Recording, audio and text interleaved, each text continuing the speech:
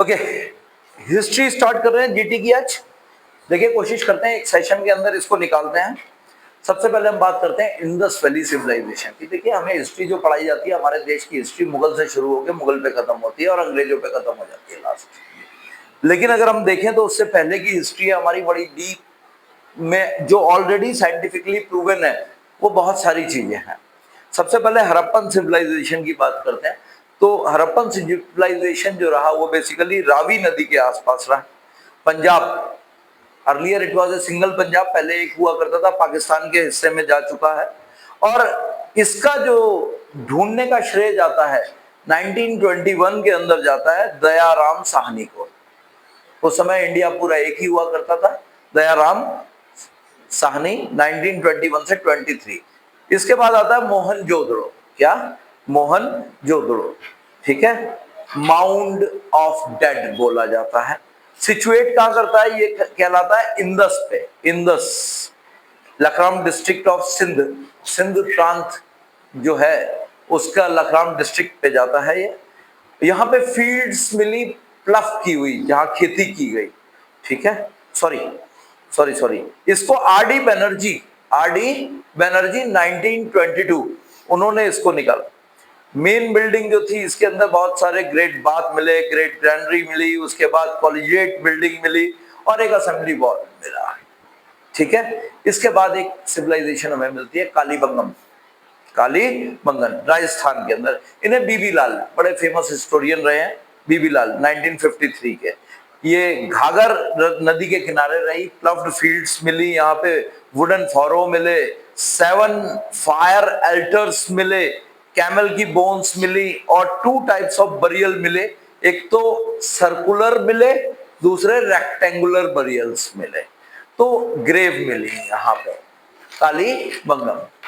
उसके बाद लोथल गुजरात के अंदर मिला, इन्हें आर एन राव 1954 में मिलता है। ये रिवर थी भागवा, ठीक है। पोर्ट सिटी रहा, पोर्ट टाउन रहा, ये डिवाइड था बेसिकली एक सिटाडेल, उसके अलावा लोअर टाउन और उसके अलावा डॉकयार्ड।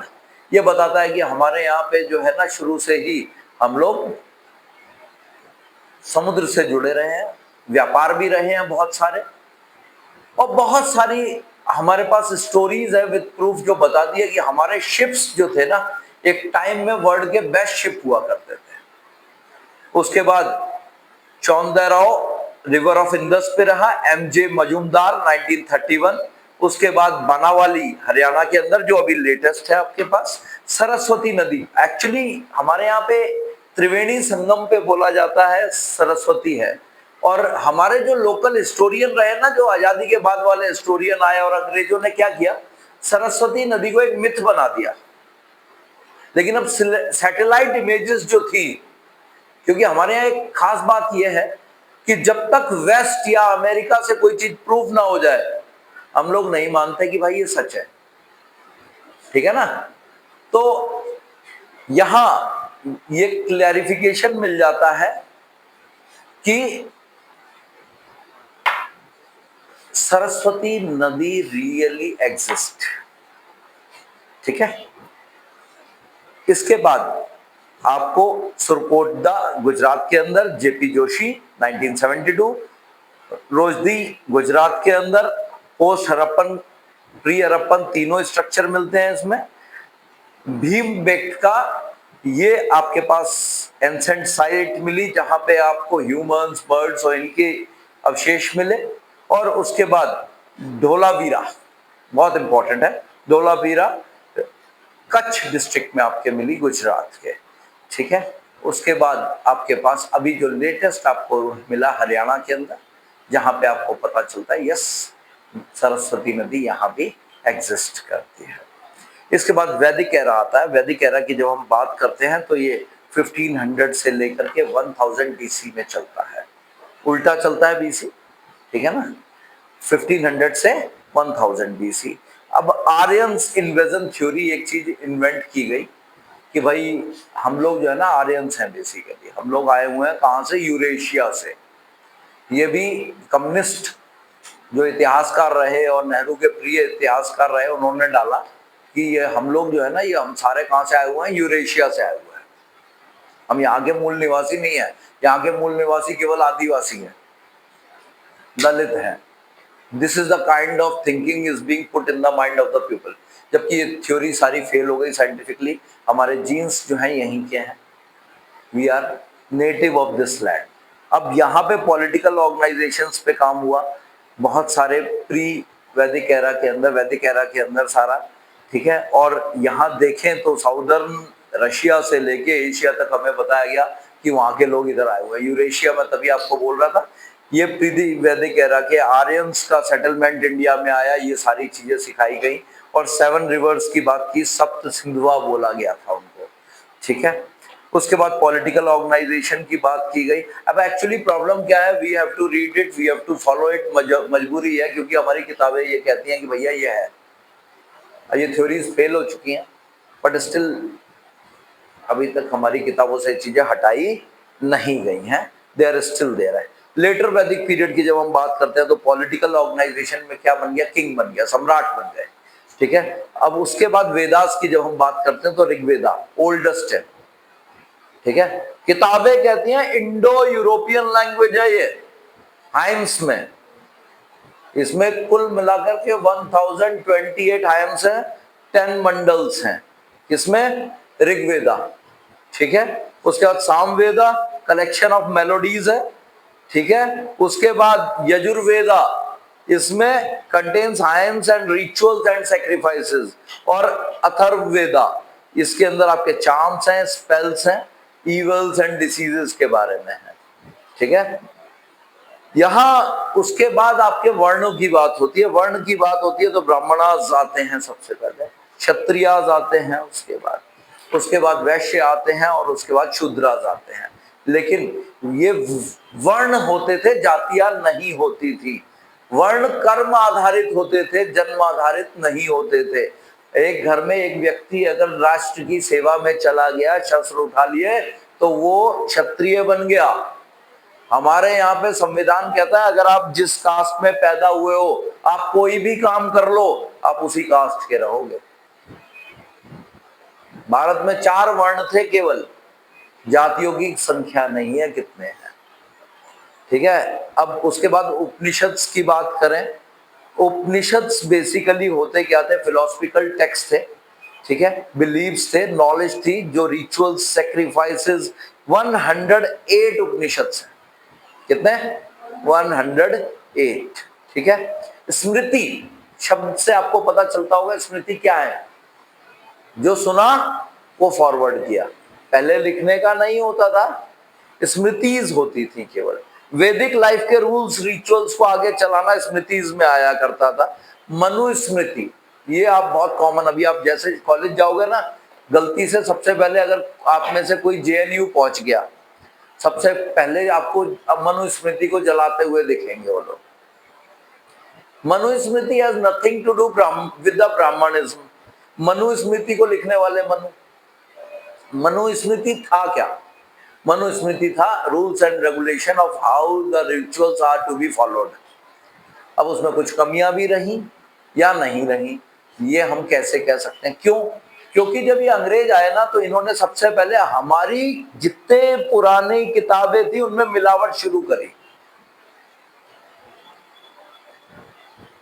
जो ब्रिटिशर्स आए उससे पहले कुछ जर्मन्स आए, scholars, they took command in Sanskrit. अब उन्होंने क्या किया, उसके अंदर श्लोक बदल दिए तो फिर मीनिंग भी बदले। अब अगर ओरिजिनल चीज मिले और आप दूसरे से कॉपी करो तो आपको पता चले क्या चेंज आया। अब मैं आपको इसका एक छोटा सा एग्जांपल, कि सर आप तो ऐसे ही बोल रहे हो, भाई चल जाएगा, कुछ भी आप बोलते रहते हो। मैं आपको बोलता हूं भाई, मार्केट जाना, मार्केट में भगवत गीता मिलती है, अलग अलग 4 पब्लिशर की भगवत गीता उठाना, एक एस्कॉन की ले लेना, 4 लेना, एक पर्टिकुलर दोहा लेना, मंत्र लेना, उसको देखना, उसके मीनिंग देखना। आप देखोगे भावार्थ बदले हुए, मीनिंग बदले, कईयों में तो श्लोक भी बदल दिए हैं। अब बताओ कौन सा असली। That is what happened with most of our religious books. और धर्मों की किसी किताब में इतना सा भी परिवर्तन हो जाए तो बवाल मच जाता है। हमारे सब पलट दिया, हम कुछ नहीं कर पाए, हम बेवकूफों की तरह से। कोई बात नहीं, चेंज होना चाहिए। हमें यही नहीं पता ओरिजिनल क्या है तो चेंज कहां से समझेंगे हम? क्यों? हम धार्मिक किताबें पढ़ते ही नहीं है। उसके बाद हम दर्शन होते हैं बहुत सारे, स्मृति के बाद दर्शन है। दर्शन 6 स्कूल्स होते हैं फिलॉसफी के हमारे यहाँ, दर्शन फिलॉसफी को बोलते हैं, ठीक है। उसके बाद उपवेदास होते हैं, वेदास के उपवेदास, ठीक है। 4 उपवेदास हैं हमारे पास। उसके बाद महाजनपद से, महाजनपद। अब महाजनपद के अंदर हमारे पास काशी, काशी काशी में जिसमें वाराणसी जिसको आप बोलते हो कैपिटल थी, ठीक है। उसके महाजनपद होता था उस समय कोसला, और दूसरा होता था श्रावस्ती। तो ऐसे महाजनपद बने हुए थे। अगना हुआ करता था, वाजी हुआ था, चेडी हुआ था, कुरु हुआ करता था। तो ये अलग अलग बड़े बड़े जनपद, महाजनपद हुआ करते थे। राज्यों के अनुसार एक तरह से हुआ करते थे, बहुत बड़ा एरिया इनमें। जैसे गांधार हुआ करता था, तक्षशिला जिसकी राजधानी होती थी, ठीक है ना। अवंती हुआ करता था जिसकी उज्जैन मध्य प्रदेश में ये राजधानी हुआ करती थी। तो ये उस समय महाजनपद हुआ करते थे हमारे देश के अंदर। उसके बाद इपिक्स। अब देखो एक बहुत बड़ी चीज आई, इपिक्स, माइथोलॉजी। हमारे ये जो ग्रंथ है ना, महाभारत को काव्य बोला गया बहुत बड़ा, इसको माइथोलॉजी बना दिया है। कृष्ण के होने के प्रूफ है हमारे यहाँ। द्वारका नगरी जल के नीचे मिल चुकी है, फिर भी हम ये मान के राजी नहीं है कि ये सच्चाई है। इन्हें माइथोलॉजी बना दिया गया हमारे यहाँ, ठीक है ना। इसके बाद हम बात करते हैं जैनिज्म एंड बुद्धिज्म की। जैनिज्म फाउंड करता है कौन? ऋषभ देव। जबकि जनरली हमारे माइंड में क्या आता है, जब भी जैनिज्म नाम आता है तो सबसे पहले महावीर स्वामी का नाम आता है, जबकि शुरुआत करने वाले हैं इसके ऋषभ देव। ऋषभ देव, ठीक है। एम्बलम बुल होता था इनका। अयोध्या में इनका बर्थ हुआ था। 24 तीर्थंकरों में से ग्रेट तीर्थंकर जो होते थे ना, इनके टीचर्स होते थे, शिक्षा देने वाले, ठीक है। उनमें से 23rd थे पार्श्वनाथ और 24 थे वर्धमान महावीर, ठीक है। सबसे ज्यादा लेकिन याद उन्हीं को किया जाता है। अब उनके बारे में आपको पता ही है, क्षत्रिय राजा हुआ करते थे महावीर। सिद्धार्थ बचपन में उनका नाम हुआ करता था, ठीक है। उनके बारे में हम डिटेल से नहीं जा रहा। 5 डॉक्ट्राइन है जैनिज्म के, जिसको आपको एक बार गो थ्रू करना है। डू नॉट कमिट वायलेंस, अहिंसा। डू नॉट स्टील, चोरी नहीं करना। Do not acquire property, do not acquire property, property नहीं रखनी। सबसे ज्यादा प्रॉपर्टी आज की तारीख में सबसे समृद्ध अगर देखें तो, अगर जाति देखें तो जैनिज्म में जैन सबसे समृद्ध है हमारे यहाँ। डू नॉट स्पीक ए लाई, झूठ नहीं बोलना। और ऑब्जर्व कंटेनेंस, ब्रह्मचर्य का पालन करना।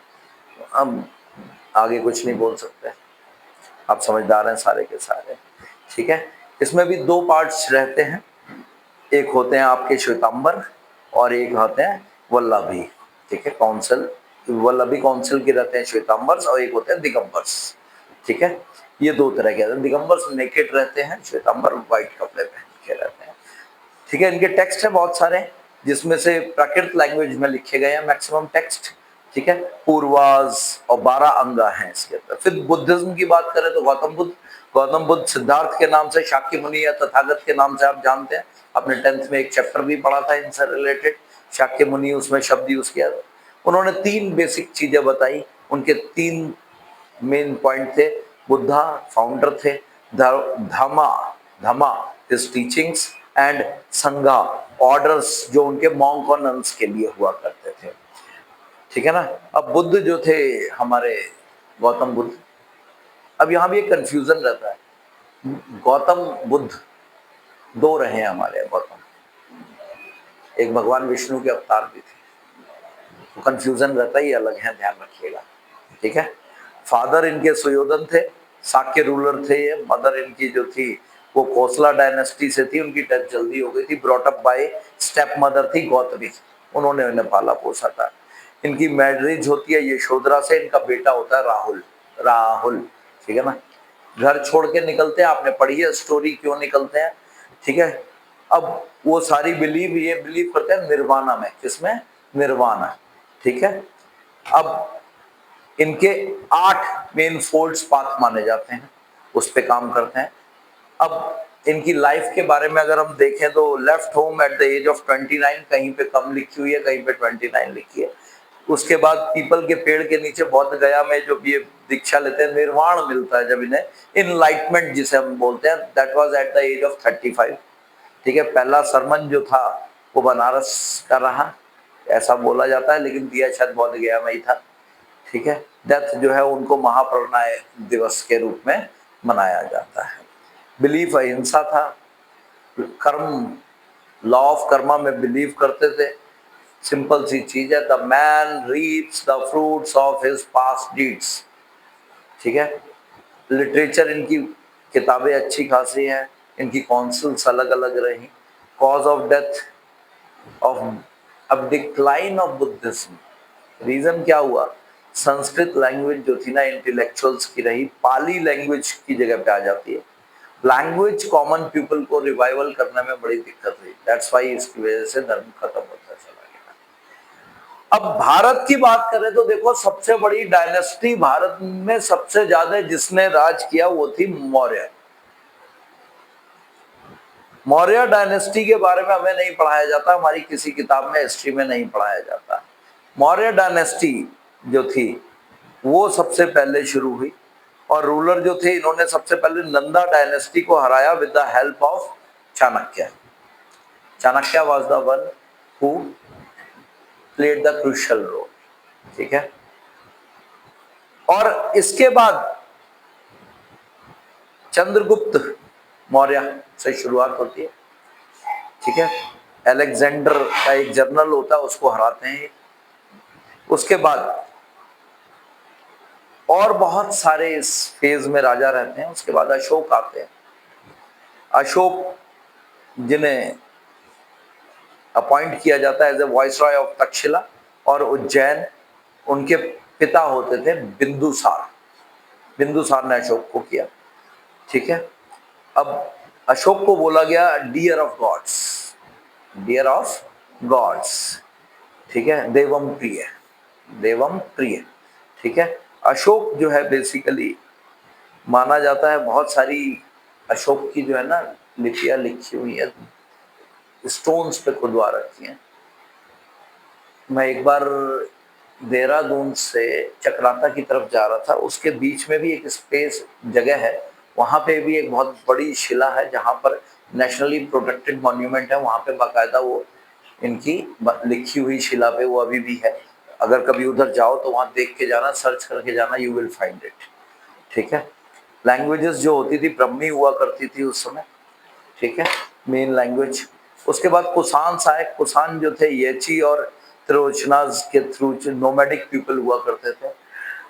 उसके बाद गुप्ता पीरियड आया, चंद्रगुप्त मौर्य और समुद्रगुप्त, ये बहुत लंबा पीरियड इन्होंने भी राज किया। चंद्रगुप्त 2 भी आए उसके अंदर, फिर कुमार गुप्ता आए और स्कंद गुप्ता आए। एक अच्छा खासा पीरियड, कम से कम 150 साल का से लेके 200 साल तक का इन लोगों ने राज किया हमारे देश में, ये भी नहीं पढ़ाया जाता कहीं से भी। इसके बाद सीधे सीधे मिडिवल हिस्ट्री में हम आते हैं, और मिडिवल हिस्ट्री में आते ही आते सबसे पहले हमें दिल्ली सल्तनत की बात आती है। ये सबसे बड़ा फेज हमारे यहाँ पढ़ाया जाता है। यहाँ पे दिल्ली सल्तनत अगर देखें तो ईमानदारी से दिल्ली सल्तनत दिल्ली के 200-300 किलोमीटर तक रही, क्योंकि नॉर्थ ईस्ट में ये कभी काबू नहीं कर पाए, नीचे साउथ में ये काबू नहीं कर पाए, ठीक है। मराठास ने इन्हें आगे नहीं जाने दिया, ठीक है। इवन औरंगजेब जो था वो 20-22 साल रोड पे पड़ा पड़ा, जंगलों में पड़ा पड़ा मर गया, इसे इतना महान बताते हैं, ठीक है। तो इस लेकिन जो शुरुआत होती है वो होती है कुतुबुद्दीन ऐबक से इसकी, कुतुबुद्दीन ऐबक से, जो उन्होंने स्लेव डायनेस्टी शुरू की थी, वहां से शुरुआत होती है, ठीक है। उसके बाद आपके पास इल्तुतमिश आता है जो कि मंगोल के अटैक से निकलता है। उसके बाद आपके पास आता है Razia Sultan, first women ruler रही, मुगल रूलर। उसके बाद खिलजी डायनेस्टी आती है।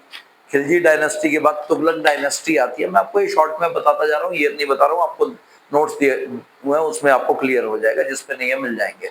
मुगल एम्पायर आपके पास बाबर से शुरू होता है, बाबर आता है, बाबर से शुरू होता है। उसके बाद बाबर के बाद अकबर आता है, अकबर के बाद जहांगीर आता है, जहांगीर के बाद शाहजहां आता है। ठीक है, शाहजहां के बारे में आपने लाल किला सुना हुआ है, ठीक है, जिसे एपिटोम ऑफ लव बोला जाता है। 12वीं या 14वीं बीवी थी, इतना प्यार करता था, आप अंदाजा लगा सकते हो। ठीक है, और उसके मरने के बाद उसी की बहन से शादी कर ली थी, इतना प्यार करता था। ठीक है, ये चीजें हमारे दिमागों में डाली गई हैं इस अच्छी तरह से कि हमें लगता है कि इनके अलावा हमारे देश का कोई इतिहास ही नहीं है। बट वास्तविकता में देखें तो ये सारे आक्रांता थे, they have nothing to do with our own history. हमारे इतिहास से कोई लेना देना नहीं। अच्छा, एक और समस्या छोटी सी क्या है, हम इसको मान भी लेते इतिहास, गलती से इनकी द्वारा लिखी गई किताबें अभी बची हुई हैं। जैसे अकबर की आईने अकबरी है, उसे कोई पढ़ ले तो पता चल जाए अकबर कितना महान था, 4 साढ़े 4 फुट का था खाली। और शब्द नहीं बोलूंगा, मीना बाजार नाम की चीज हुआ करती थी, वहां घूमा करता था। शौक ऐसे जो आजकल बड़े बड़े लोगों को हो रहे हैं। ठीक है, LGBTQ वाले, वो शौक अकबर के होते थे। ठीक है, तो ये मुगल थे जिनको महान बन के दिखाया गया हमारे यहाँ। अल्टीमेटली अगर वास्तव में देखा जाए, they have never ruled the whole nation, कभी रूल नहीं किया इन्होंने। इसके बाद हमारे देश में यूरोपियंस बहुत सारे आए, लेकिन हमें केवल पढ़ाया जाता है ब्रिटिश। सबसे लास्ट में गए पुर्तगीज, गोवा पे कब्जा था। बहुत लास्ट में गए, हमारा देश आजाद हो चुका था, तो उसके बाद में जाकर के गोवा आजाद हुआ है, बहुत साल बाद। पुर्तगीज वास्को डी गामा जब पहुंचता है, सबसे पहले कालीकट, उसके थ्रू आते हैं। डच आए, डच बोले तो हॉलैंड, डच बोले तो नीदरलैंड, एक ही बात है। ठीक है, उसके बाद इंग्लिश आए ईस्ट इंडिया कंपनी के नाम से। ठीक है, उसके बाद डेम्स आए, डेनिश। ठीक है, उसके बाद फ्रेंच भी आए हमारे यहाँ, फ्रेंच ईस्ट इंडिया कंपनी भी रही। ठीक है, उसके बाद हम बात करते हैं, ये तो सारे आपके रहे, ये हार्डली कुल मिला के 200 साल भी पूरे नहीं बिताए इन लोगों ने। लेकिन हमें ये बताया जाता है अंग्रेजों ने गुलाम बनाया, मुगलों ने गुलाम बनाया, नहीं बनाया, जिन्होंने करीब करीब 300 से 400 साल गुलामी करे भाई। लेकिन उसके बारे में नहीं पढ़ाया जाता, क्यों? हमें उसे पार्ट ऑफ कल्चर बना दिया हमारा। वास्तविकता में हमारे पार्ट कल्चर में उनका कोई रोल नहीं है। लेकिन जितना हमें अंग्रेजों ने नहीं बर्बाद किया, उतना हमारे ये नेहरू जी के बाद वाले जितने इतिहासकार रहे उन्होंने कर दिया। गवर्नर जनरल्स की बात करें तो वारन हेस्टिंग्स से शुरुआत होती है। ड्यूल गवर्नमेंट उन्होंने ही शुरू की थी सबसे पहले। लॉर्ड कॉर्नवेल, उसके बाद sir John Shore, Lord Wesley, Lord Minto first, Lord Hastings, ठीक है, लॉर्ड एमहर्स्ट, ये लोग रहे। उसके बाद गवर्नर जनरल ऑफ इंडिया की बात करें तो बात आती है लॉर्ड विलियम बेंटिक, ठीक है, उसका Lord Dalhousie.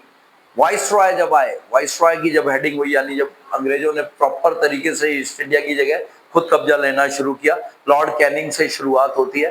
Lord Mayo, lord Lytton, lord Ripon, lord Dufferin, lord Curzon, ठीक है, लॉर्ड चेम्सफोर्ड और lord Reading, lord Irwin, lord Wellington, Lord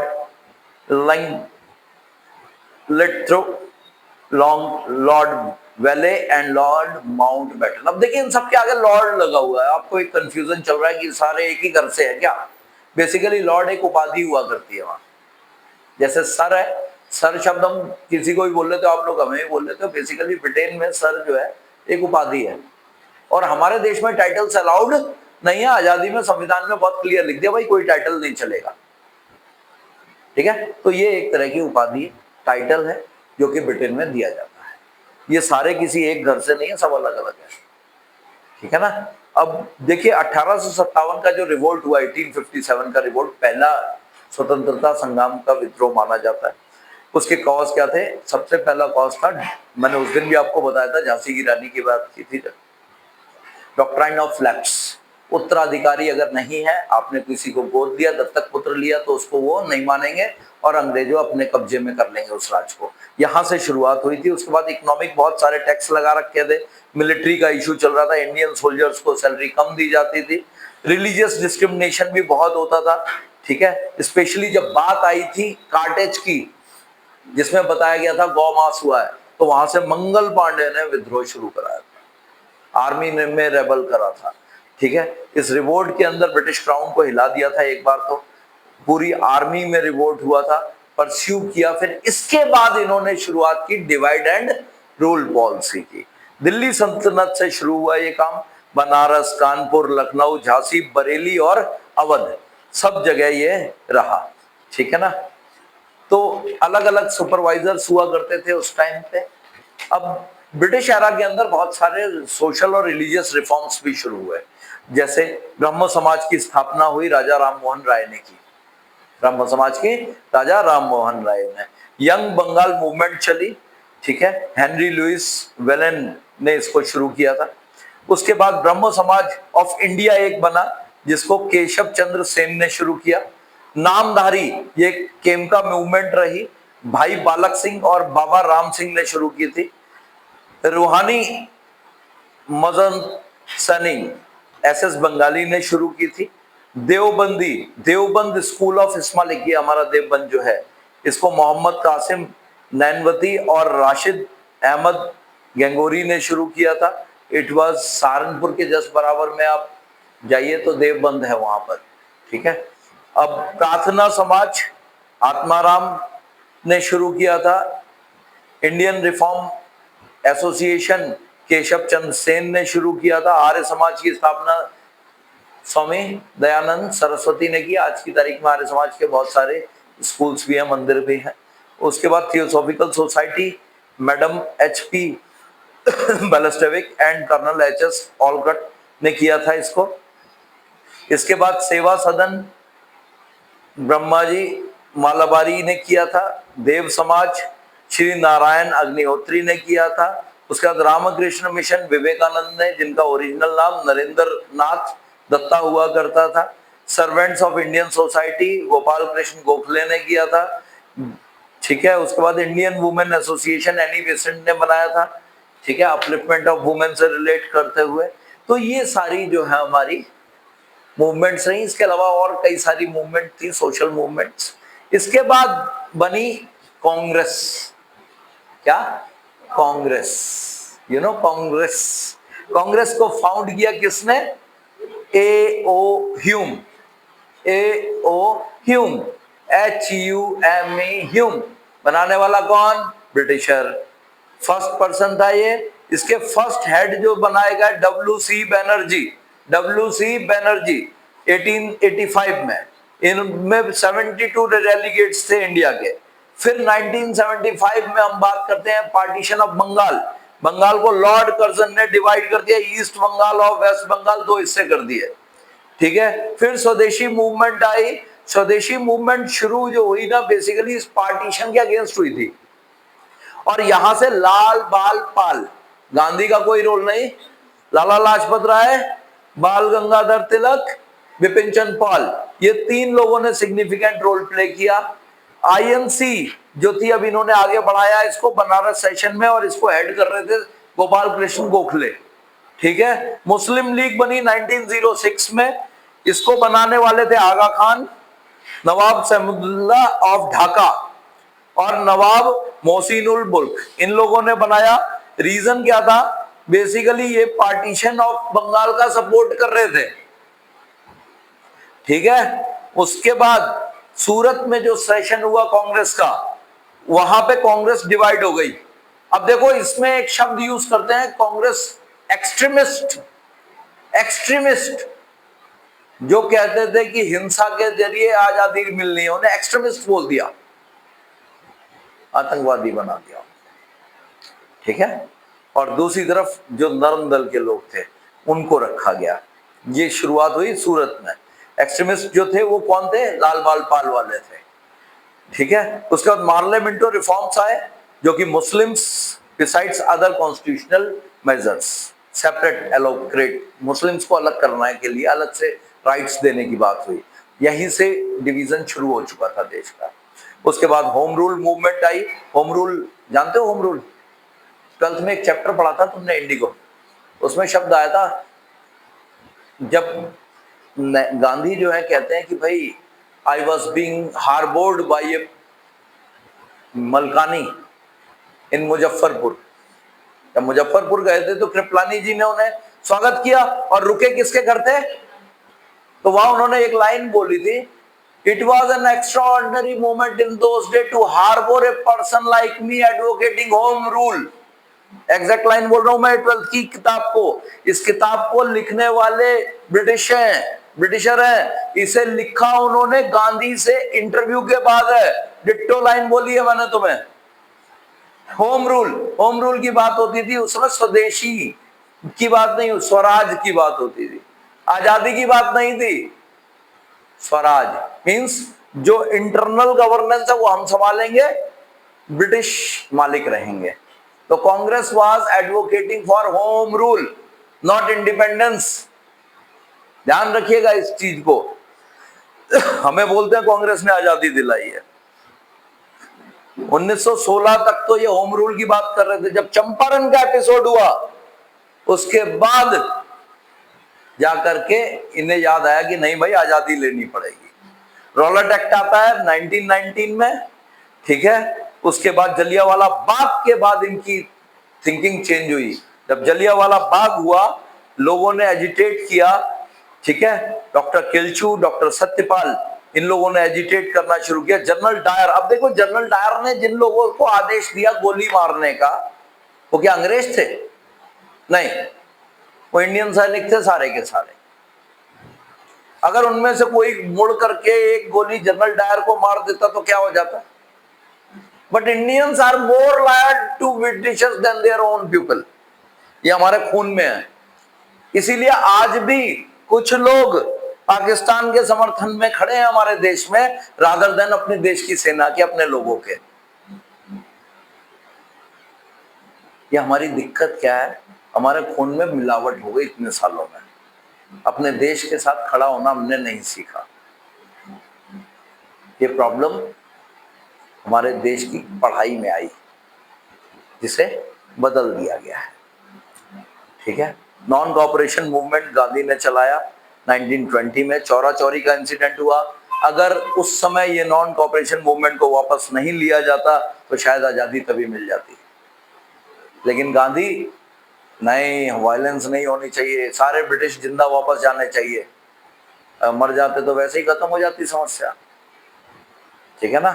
उसके बाद स्वराज पार्टी बनी, CR दास, NC केलकर ने बनाई, ठीक है। ये चाहते थे चेंज। और इसमें सबसे बड़ी बात, नेहरू के पिताजी अलग हो गए कांग्रेस से। स्वराज पार्टी के हेड वही थे। बाप ने एक जगह संभाला, बेटे ने एक जगह संभाला, पैसा सारे अंग्रेजों से आ रहे थे।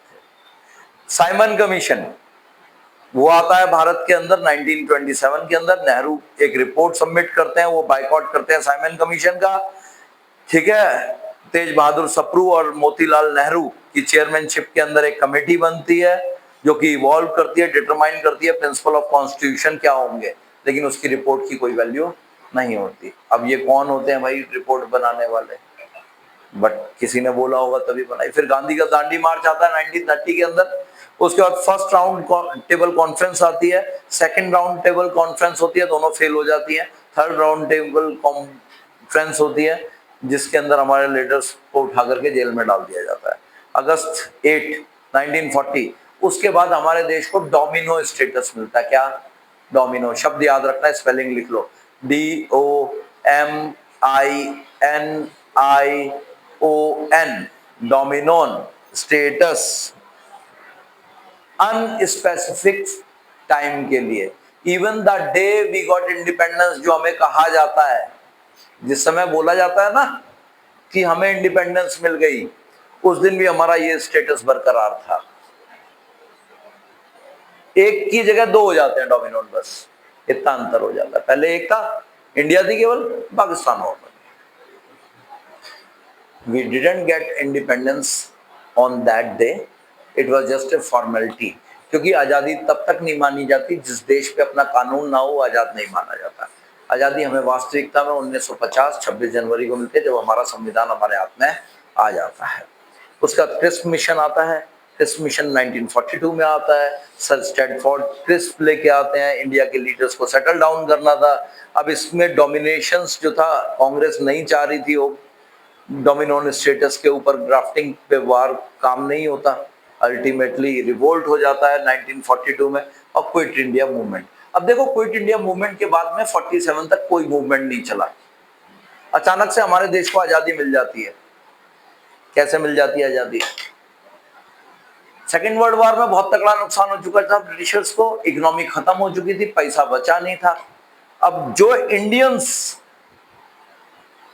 ब्रिटिशर्स के लिए लड़ रहे थे, जिनको इंस्पायर करके भेजा गया था लड़ो जाके अंग्रेजों के लिए, वो वापस आने थे।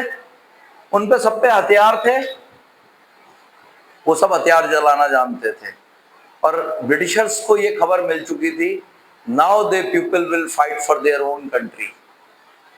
इसीलिए उन्होंने जल्दबाजी में जल्दी देश का डिवीजन किया, पार्टीशन किया, और यहां से चले गए। चरखे ने आजादी दिलाई, ये हमें किताबों में पढ़ाया जाता है। चरखा सिंबॉलिक है, basically it is a symbolism, ठीक है ना। जैसे केजरीवाल में एच साइलेंट है ना, आजादी में चरखा साइलेंट है। केजरीवाल में एच आता ना स्पेलिंग में, अरविंद केजरीवाल में जो एच है दैट इज साइलेंट, ऑनेस्टी वाला एच है वो, राजा हरिश्चंद्र वाला एच, ठीक है। इसी तरह से आजादी के लिए हमारे पास चरखा साइलेंट रहता है। इंडिपेंडेंस, फ्रीडम में चरखा बड़ा इंपॉर्टेंट रोल प्ले करता है, उसके बिना आजादी नहीं मिलती। कल पढ़ रहा था, बेसिकली एक छोटा सा तथ्य और पता चला। जब आजादी हुई ना, तो दिल्ली के अंदर बहुत सारी मस्जिदें थी, जिसमें वहां से विस्थापित लोग आए, आकर के कहाँ रहेंगे, सर्दियों का टाइम था, दिसंबर जनवरी का महीना था, वो मस्जिदों में बस गए, खाली पड़ी थी। नेहरू जी उस समय अपने, गांधी जी अपने भूख हड़ताल पे बैठे हुए थे। भूख हड़ताल क्या थी? कहते मुस्लिम की जितनी प्रॉपर्टी है वो अभी खाली करो, अभी खाली करो, उनकी प्रॉपर्टी उनको वापस करो। उस समय जो वहां से हमारे शरणार्थी आए थे, उन्हें उसी दिन बाहर निकाला गया। बरसात हो रही थी सर्दियों में, and they were out on the road, भूखे प्यासे, बीमार, बूढ़े, असहाय, they were on roads. They went to Birla house, Gandhi जहां रहते थे, Gandhi never opened his door, they protested over there, this was Gandhi. हमें पढ़ाया नहीं जाता। गांधी के तो और बड़े अच्छे अच्छे कारनामे हैं, हमें पढ़ाए नहीं जाते, लेकिन अब धीरे धीरे सारी चीजें सामने आ रही हैं। तो ये प्री इंडिपेंडेंस तक की हिस्ट्री है, जो मैंने आपको एक ब्रीफ में सम अप करी है, ठीक है। इनकी डेट्स, डिटेल्स सारी आपको मैं दे देता हूँ, इसको एक बार आप देख लीजिएगा। एक PDF शायद मिला होगा, नहीं तो मैं दे दूंगा एक बार, ठीक है। That's all.